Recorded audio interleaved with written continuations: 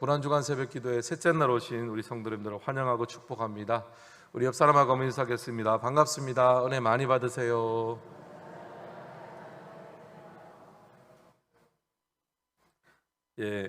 광고 말씀 한 가지 드리겠습니다.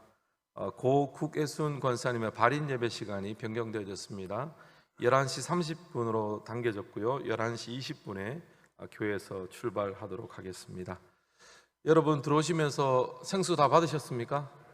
이 생수는 우리 당의 장로님들께서 제공해 주셨습니다.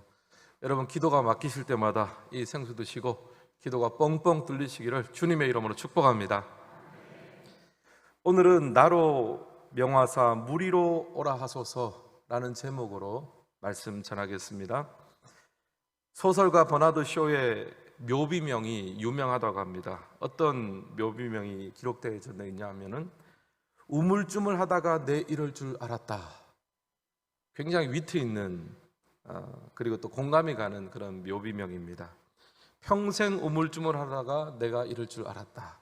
아마 하고 싶은 것도 많고 이루고 싶은 것도 많았을 텐데 이리저리 밀려다니고 또 미루고 하다가 이제 인생이 다 지나버렸다 하는 것을 묘비명에 기록한 것 같습니다. 근데 예수님께서는 십자가에서 유언처럼 이런 말씀을 남기셨죠. 다 이루었다. 이 버나드 쇼와는 너무나 다른 이야기입니다. 그렇다고 해서 세상에 있는 모든 일을 다 처리했다 이런 뜻은 아니고요. 예수님을 보내신 하나님 아버지의 미션, 그 사명을 다 이루었다 하는 그런 뜻이 되겠습니다. 그만큼 하나님과 긴밀하게 동행했다는 말이죠. 십자가에서 고난받으시고 죽으시는 그 순간, 그 어려움의 자리에서도 내가 다 이루었다라고 선포할 수 있는 것은 무슨 말이냐면 예수님을 보내신 하나님과 그만큼 긴밀하게 동행했다는 말씀입니다. 오늘은 이 동행이라는 주제에 대해서 여러분에게 함께 이야기를 나누고 싶습니다. 오늘 읽은 말씀 바로 이전에는 오병이어 사건이 나옵니다. 보리떡 5개와 물고기 2마리로 5,000명이 넘는 사람들을 먹인 사건, 이 오병이어 사건은 주님께서 일으키신 기적 중에서도 아주 대표적인 기적입니다. 엄청난 사건이었기 때문에 군중들은 환호를 하면서 예수님을 유대인의 왕으로 옹립을 하려고 했습니다.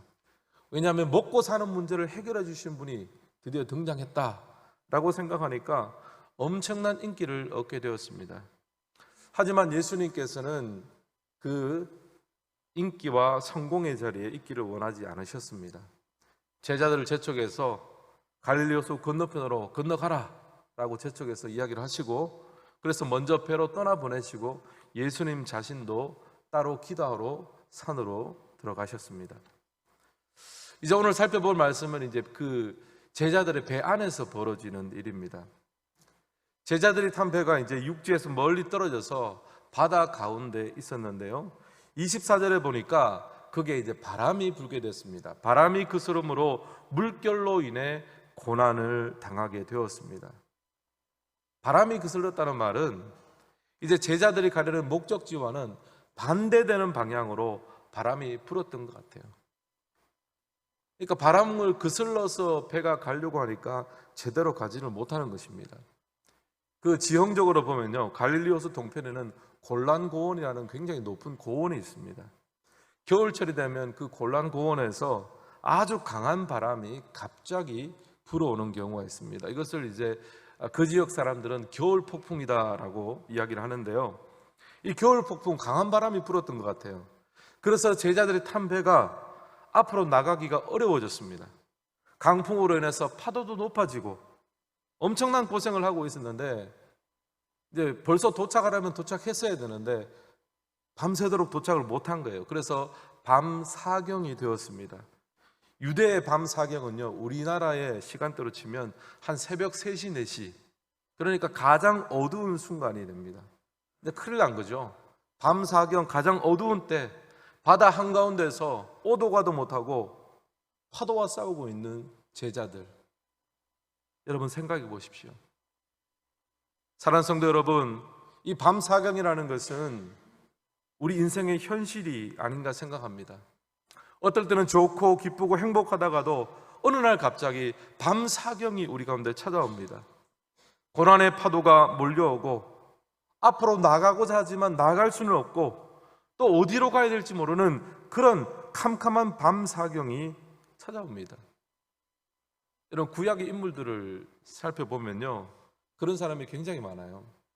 특별히 구약의 그 요셉을 보시면요, 그야말로 밤사경을 거쳤던 사람입니다.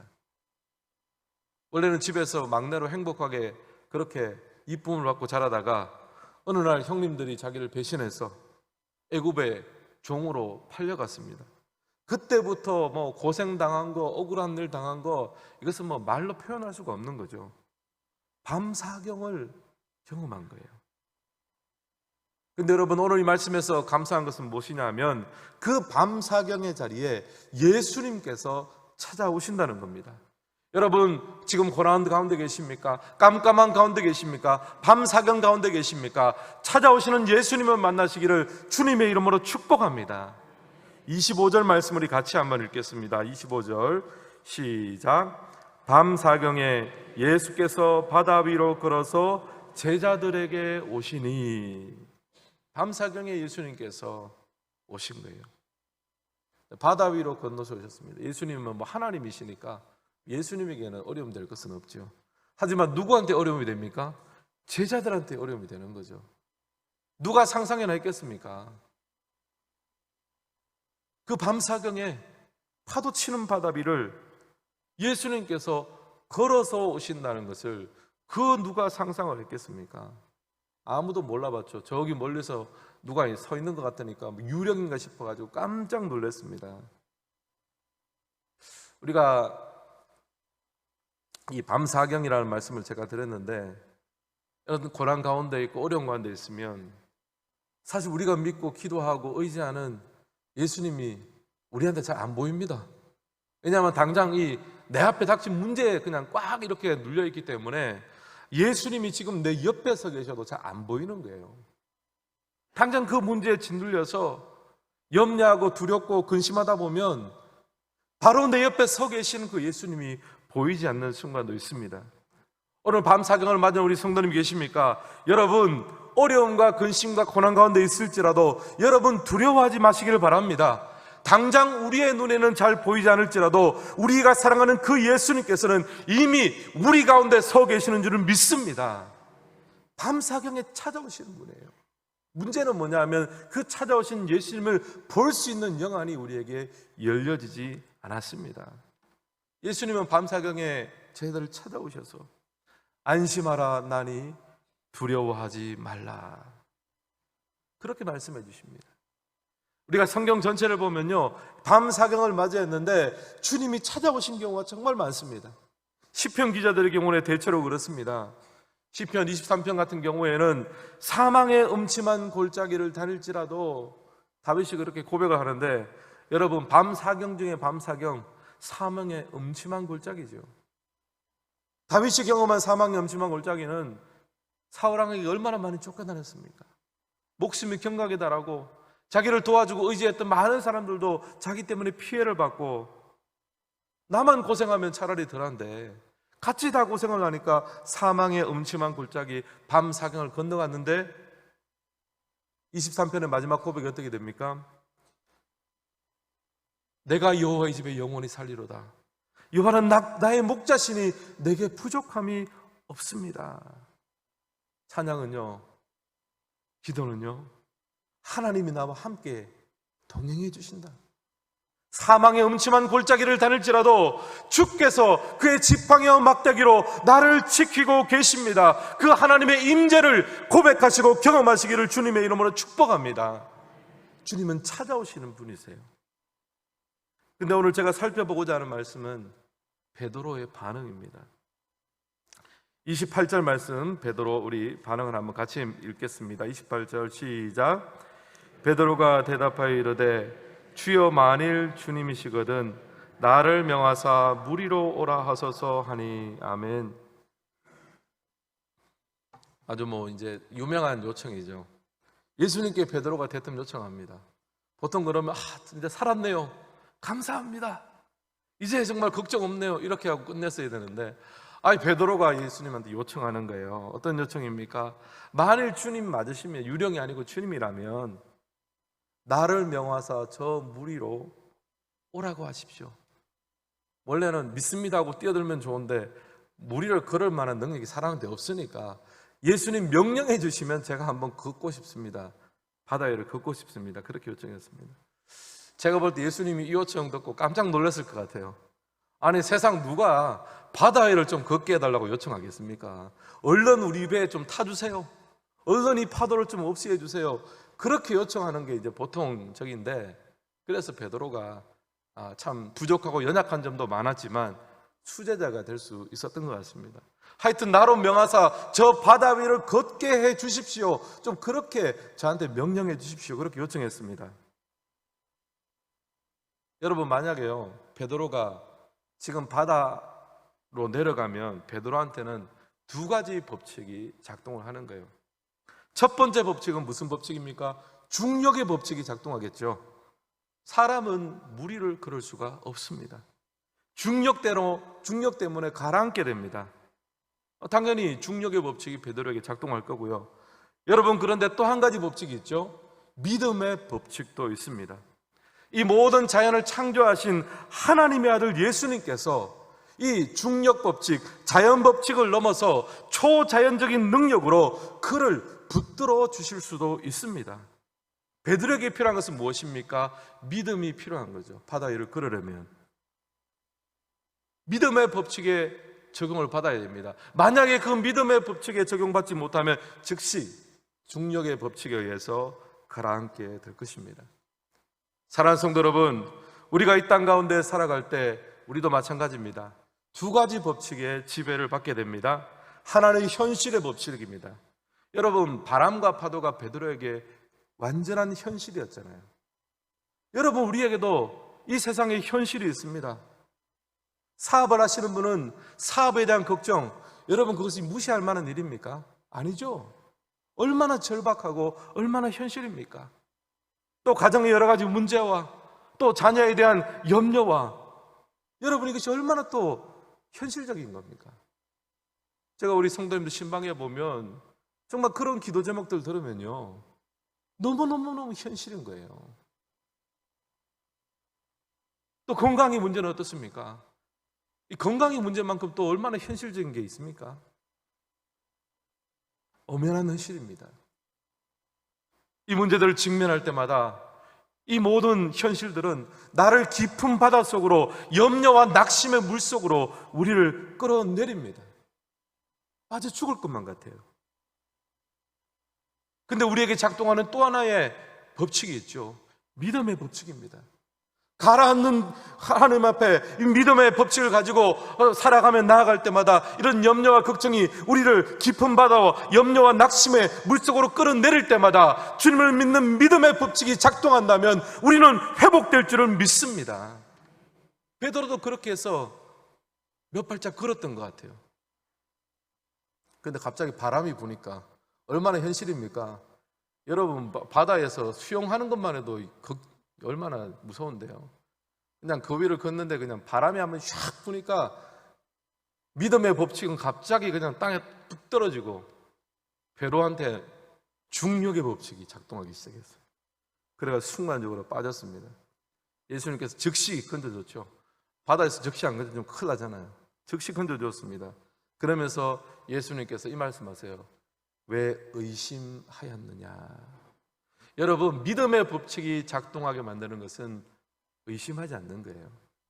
그런데 제가 이 의심이라는 단어를 헬라어로 찾아보니까 디스타조라는 단어입니다. 디스타조의 뜻은 동시에 두 가지의 목표물을 향해서 달려가는 걸 말합니다. 여러분, 동시에 두 가지 목표 지점을 갈 수 있습니까? 갈 수 없습니다. 갈질자로 비틀거리게 되고 마음이 나리고 시선이 분산하게 됩니다. 여러분, 베드로는요, 처음에는 예수님 앞에 시선을 맞추고 예수님께로 가려고 했는데 동시에 바람도 보고 파도도 본 거예요. 두 가지 타겟이 생기니까 믿음의 법칙이 작동이 안 되고 중력의 법칙이 작동되었습니다. 빠진 거죠. 사랑하는 성도 여러분, 이 땅 가운데 살아갈 때 예수님만 바라보시기를 바랍니다. 두 마음 품지 마시고 파도도 보지 마시고 그게 마음과 시선을 빼앗기지 마시고 예수님 한 번만 바라보시기를 주님의 이름으로 축복합니다. 그렇지 않으면 가라앉고 낙심될 일만 남습니다. 제가 아직 베드로가 왜 바다로 내렸는지 그 말씀을 안 드렸는데요, 여러분, 만약에 베드로가 예수님 저로 하여금 바다 걷게 해주십시오 이 말만 안 했으면 복잡할 일이 없는 거잖아요. 사실 배 안에 있으면 중력의 법칙이냐 믿음의 법칙이냐 이런 거 신경 쓸 일이 하나도 없습니다. 배 안에 있으면 될 텐데 베드로가 왜 배 밖으로 나왔습니까? 제가 이 말씀을 묵상하면서 내리는 결론은요, 바다 가운데 예수님이 계시기 때문이에요. 예수님의 위치입니다. 예수님은 지금 배 안에 계시지 않습니다. 배 안에 아무리 안전하고 아무리 훌륭한 곳이라고 할지라도 베드로의 입장에서는 예수님 곁이 더 좋은 거예요.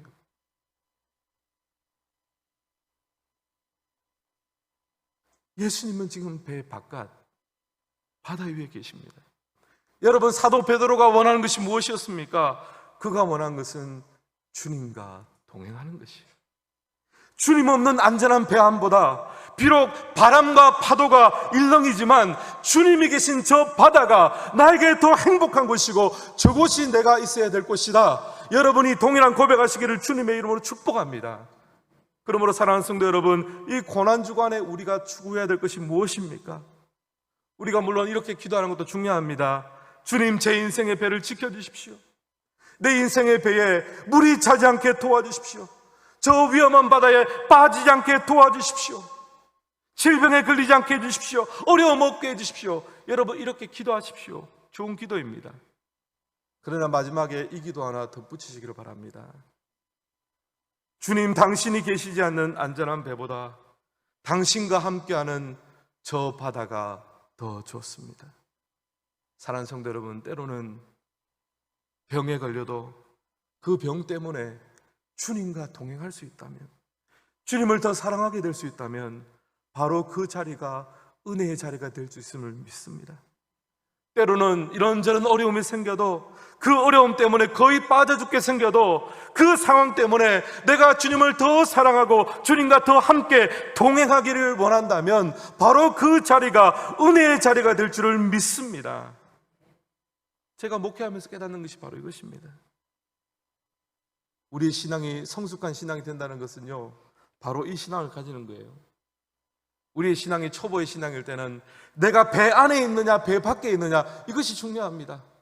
그리고 밖에 바람이 부느냐 안 부느냐 이것이 중요한데요, 신앙이 성숙한 때는요, 무엇이 생기느냐 하면 여기에 주님이 계시느냐 안 계시느냐, 내 가정의 배가 안전하고 모든 것이 잘 풀려가느냐, 그것도 굉장히 감사하고 좋은데요, 신앙이 성숙해지면 그럴 때 더 긴장해요. 하나님, 내 가정이 너무 잘 되고 있는데, 내 사업이 너무 잘 되고 있는데 주님 여기 계십니까? 함께하고 계십니까? 또 때로는요, 굉장히 어렵고 건강도 잃고 이런저런 고난 가운데 있지만 주님이 거기 함께 계신다면, 주님, 내가 이 바다 위를 걷게 될 줄을 믿습니다. 사랑하는 성도 여러분, 이 고난주간 우리를 위해 십자가 지신 그 주님과 함께 믿음으로 동행하시기를 예수님의 이름으로 축복합니다. 오늘 말씀을 마무리합니다. 우리가 가져야 될 신앙 고백이 무엇입니까? 주님 여기 계시기에. 주님과 동행하는 것이 성도의 힘이며 능력입니다.